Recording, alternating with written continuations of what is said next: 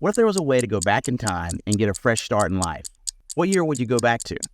Most would go back to their childhood to see family members that have passed away. Some would like to restart as a teenager and relive their glory days in high school. Others would be sure to steer clear of that future ex-wife or ex-husband.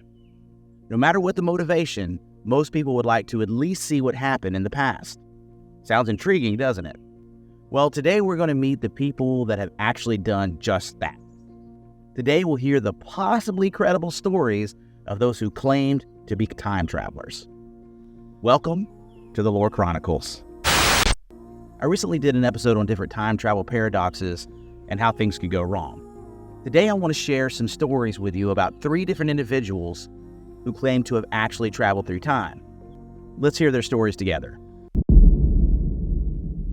Rudolph Fentz. The neon glow of Times Square on a balmy June night in 1951 cast an electric and dizzying spectacle. The usual throngs of tourists, theater-goers, and hustlers buzzed with the chaotic energy of the city that never sleeps. But amidst the throng, a hush fell over a small corner of the bustling intersection as a figure emerged from the shadows, looking utterly out of place. The man, seemingly no older than 29, stood bewildered in the middle of the churning traffic. His attire? A stark contrast to contemporary fashions of the era. It screamed late 19th century. A well-tailored wool suit, its fabric smooth and free of wrinkles despite the apparent age, adorned his lean frame.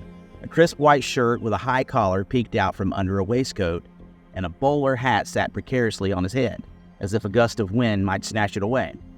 The man, later identified as Rudolph Fentz through items found on his person, seemed utterly bewildered by the towering steel and glass buildings that hemmed him in. Cars, a marvel unseen in his own time, hooked and swerved around him, their bright headlights momentarily blinding him. The disorientation proved fatal. Before anyone could react, a speeding taxi, its driver likely distracted by the vibrant chaos of the city, slammed into Fentz. The impact was brutal, leaving him sprawled on the asphalt, his life extinguished as abruptly as it had seemingly materialized in the middle of Times Square. A somber mood settled over the once lively intersection as police swarmed the scene. Captain Hubert V. Rim of the Missing Persons Department, a seasoned officer with a nose for the unusual, surveyed the scene. The victim's clothes, though old-fashioned, were meticulously clean and in pristine condition.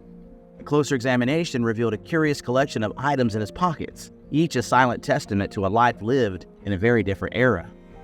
There was a copper token for a 5-cent beer bearing the name of a saloon unknown even to the oldest residents of the era.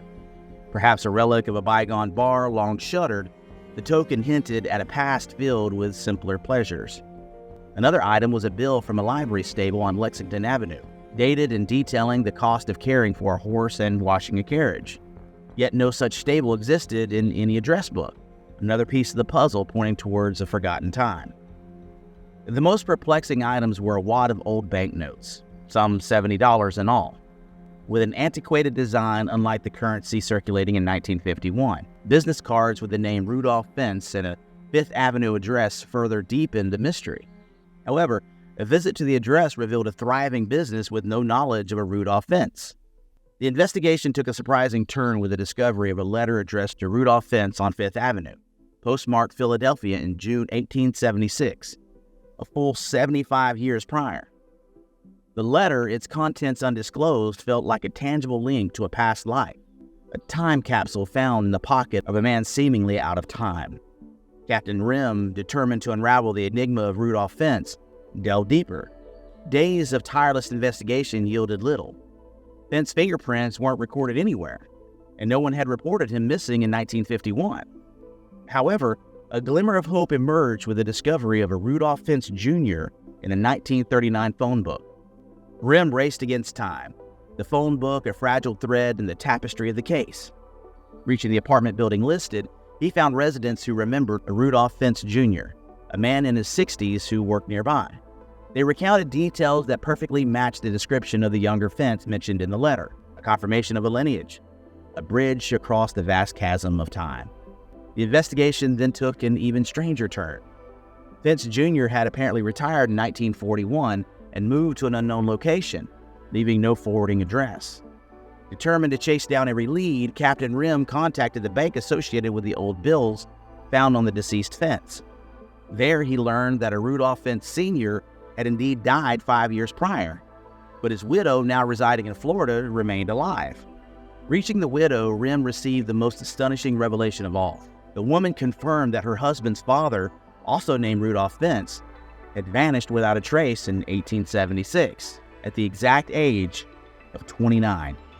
He had simply left their home in Philadelphia for an evening stroll and never returned. All attempts to find him had proved futile, leaving a gaping hole in their family history. Captain Rem compared the description of the missing Rudolph Fentz Sr. from 1876 with the unidentified man from Times Square. A chill ran down his spine. The details, age, appearance, clothing matched perfectly. The 1876 missing person report was still marked unsolved, testament to a decades-old mystery. The weight of this revelation was staggering. Here was a potential explanation for the impossible, a man seemingly transported through time, reappearing in the heart of New York City over 70 years later. But the how and why remained a maddening mystery. Was there a scientific anomaly at play, a supernatural phenomenon? Captain Rem had no answers, only questions that gnawed at him. Fearing ridicule and accusations of insanity, Rem made a difficult decision. He wouldn't officially document his findings in the case file. Instead, he kept a meticulously detailed personal record, a testament to the extraordinary events he had uncovered. The case of Rudolph Fentz became his own private obsession, a silent puzzle that haunted him for the rest of his career. The story of Rudolph Fentz, passed down through whispers and hushed tones among detectives in the Missing Persons Department, became an urban legend within the NYPD. It served as a reminder of the strange and unexplainable things that could lurk beneath the surface of the ordinary, a testament to the mysteries that time itself might hold. John Titor. In the murky corners of the internet, where whispers of conspiracy theories and fringe science crackle like late-night radio transmissions, a legend emerged in the fall of 2000. It began with a username, time_travel_0.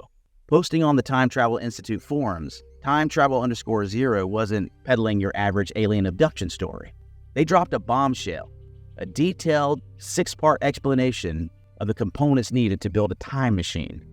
These initial posts were cryptic and concise, sparking curiosity among forum goers hungry for a glimpse into the future. A new thread was created to accommodate the technical jargon and complex ideas time_0 was throwing around. It was clear this wasn't your average internet troll. I have my fair share of them that like to make their way here on this channel. How's it going, trolls?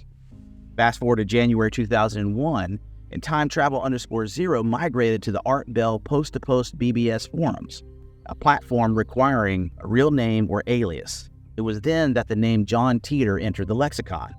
John Titor claimed to be a U.S. soldier from the year 2036 and dropped a narrative that would send shivers down the spines of conspiracy theorists worldwide. Titor's story went like this.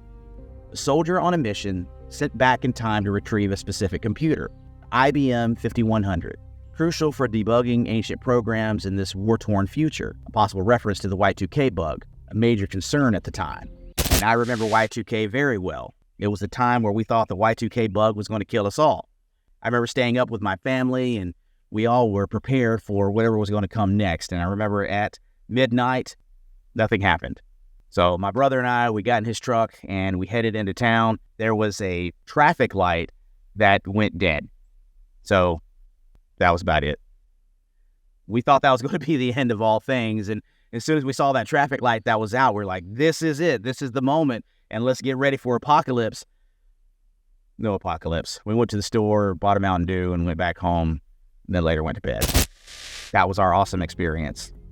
But John Titor claimed a family connection to the computer's creation, lending a touch of believability to his tale. But John Titor wasn't just after dusty old technology. He was a supposed prophet, warning of a coming storm. A civil war in the U.S. brewing discontent over order and rights was set to erupt in 2005, escalating into a full-blown World War III by 2015. Titor painted a grim picture of a fractured America and a devastating global conflict. However, Titor threw in a wrinkle, the many worlds interpretation of quantum mechanics. He claimed his journey through time had created a new timeline where the events he described might not unfold exactly as he predicted. This convenient caveat made his prophecies effectively unfalsifiable. The internet devoured John Titor's story. Websites compiled his posts, weaving them into a captivating narrative. Some believe, clinging to every detail as a harbinger of the future. But with each passing year, as the predicted Civil War failed to materialize and 2015 rolled around uneventfully, skepticism grew. John Titor's final post appeared in March 2001. The man claiming to be a time traveler from a dystopian future vanished into the digital ether, leaving behind a legacy of intrigue and a cautionary tale about the allure of online prophecies. Whether John Titor was a hoaxer with a knack for storytelling or a genuine time traveler with a faulty timeline, his story remains a fascinating chapter in the annals of internet lore that we just love to uncover here. Andrew Carlssin. The year was 2003. Wall Street was a roller coaster. Fortunes won and lost in the blink of an eye. Then a story emerged that shattered the already fragile reality of the financial world. Andrew Carlssin. A seemingly ordinary man defied the odds. Carlssin wasn't your typical Wall Street shark. With a meager $800 investment, he weaved a financial magic trick, transforming it into a staggering $350 million portfolio within a mere 2 weeks. 2 weeks. Every trade he made seemed divinely timed, capitalizing on unforeseen market shifts. It was as if he possessed the uncanny ability to see the future. Cue the whispers of a man out of time. Carlssin, under the harsh spotlight of the SEC, or the Securities and Exchange Commission, investigation, dropped a bombshell of a story. He claimed to be a traveler from a distant future, 2256 to be exact. His phenomenal stock market success, he asserted, was a product of his advanced knowledge gleaning from his futuristic vantage point. News outlets, particularly Yahoo at the time, picked up the story, albeit under the entertainment, news, and gossip section. However, the fantastical tale bled into mainstream media, creating a frenzy. The FBI and SEC were bombarded with inquiries from journalists, all eager to confirm the existence of a time-traveling stock whiz. But amidst the media buzz, a truth emerged. The source of the story: the Weekly World News.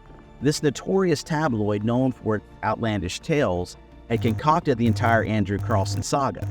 It was a work of pure fiction, a mischievous jab at the volatile world of finance. Officials from the SEC and FBI, weary from the onslaught of inquiries, chuckled at the absurdity of it all. The story, they declared, belonged on the Elvish shrine found on Mars file, a colorful but unbelievable tale. Financial analysts offered their own take. Even without a time machine, they pointed out, profiting from such a high-risk strategy for 2 weeks wouldn't go unnoticed. And any time traveler with an ounce of sense wouldn't pick 2003, a year with a plummeting market, to flaunt their financial prowess. The Weekly World News, reveling in the chaos they had created, even added a follow-up. Carlssin, according to their narrative, was mysteriously bailed out by shadowy benefactor, only to vanish once again. The Andrew Carlssin story, although it's supposed to be a hoax, serves as a reminder of the gullibility of the internet age. It highlights the fine line between news and entertainment and the ease with which outlandish stories can circulate as truth. Or is it? Isn't that exactly what you would want people to believe? Is that it was all a hoax? I say good job, my friend. So one of the videos I created a couple of weeks ago has been getting a lot of love and attention. And it's on a topic that I've been spending a lot of time thinking about lately: time travel. Now that I'm a middle-aged man, I think often about the different choices I would make to set myself up better for success in life and to save myself from heartache and pain. But, and this is a big but, I'm also reminded of the fact that those poor choices in life and bad mindsets are what built me to become the man I am today. I've had the opportunity to do a lot in this life, and I'm very grateful for so many wonderful experiences. So ultimately, the thoughts of a redo don't stick around too long. And that should be the same way with you. Yes, it's good to remember the past. It's good to think about the past. But don't live in the past. Today's the day that you should live, because tomorrow is going to be awesome. So what do you think? Are these guys for real? Did they really travel through time, or is that even possible? Let me know if you like this kind of content and what other topics you'd like covered on this channel. I love exploring this stuff. Thanks for watching, and we'll see you next time.